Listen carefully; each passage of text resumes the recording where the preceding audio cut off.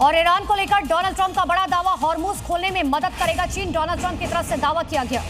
Iran के atom bomb को लेकर चीन हमारे साथ है, ये दावा अमेरिकी राष्ट्रपति डोनाल्ड ट्रंप कर रहे हैं। वो कह रहे हैं कि राष्ट्रपति जिनपिंग से मुलाकात के बाद मैं ये दावा कर सकता हूं कि ईरान के खिलाफ चीन और अमेरिका साथ हैं।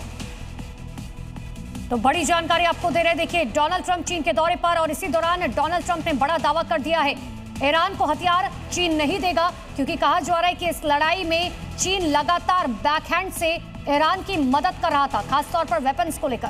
ईरान जंग के बीच ट्रंप का चीन दौरा काफी अहम माना जा रहा है, क्योंकि इस दौरे पर ईरान को लेकर चीन के स्टैंड और आगे की रणनीति अमेरिका तय करेगा।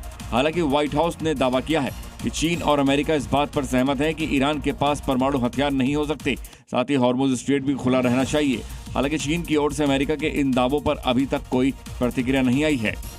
लेकिन सबसे बड़ा सवाल ये है कि अमेरिका चीन की इस सहमति को ईरान कितनी गंभीरता से लेता है।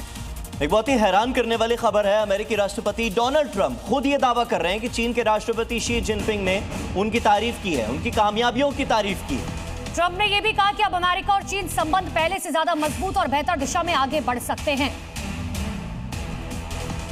तो शी जिनपिंग ने मेरी तारीफ की है, यह दावा खुद डोनाल्ड ट्रंप ही कर रहे हैं। वो कह रहे हैं कि मेरी कामयाबियों की, मेरी सफलता की तारीफ शी जिनपिंग ने की है।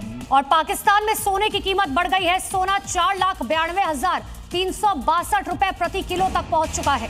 तो आपको बता दें कि प्रति 10 ग्राम 1000 रुपये कीमत बढ़ गई है। पाकिस्तानी रुपये के हिसाब से देखा जाए तो पाकिस्तान में सोने की कीमत में वहां के रुपए के हिसाब से 1000 रुपये, पाकिस्तानी 1000 रुपये कीमत बढ़ गई है 10 ग्राम सोने की। जो ताजा रेट है वो 4,92,362 रुपये प्रति तोला सोना है। पाकिस्तान इस समय गंभीर आर्थिक संकट से गुजर रहा है। महंगाई ने वहां आम लोगों की जिंदगी बेहद मुश्किल बना दी है। मौजूदा परिस्थितियों में महंगाई पाकिस्तान के लिए एक बड़ा सिरदर्द बनी रहेगी।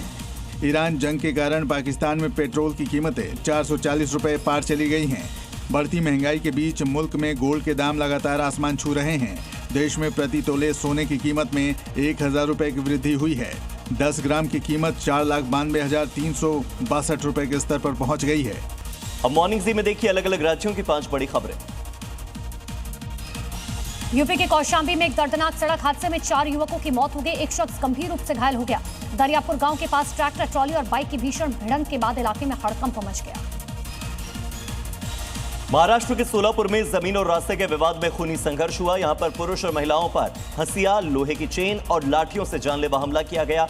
इस पूरे घटनाक्रम में 6 लोग गंभीर रूप से घायल हो गए, जबकि पुलिस ने 10 लोगों पर केस दर्ज कर लिया है।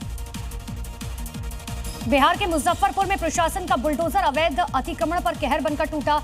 गानीपुर में 2 दर्जन से अधिक झुग्गी झोपड़ियों को जमींदोज किया गया। कार्रवाई के दौरान हंगामा करने वालों पर पुलिस ने हल्का बल प्रयोग किया।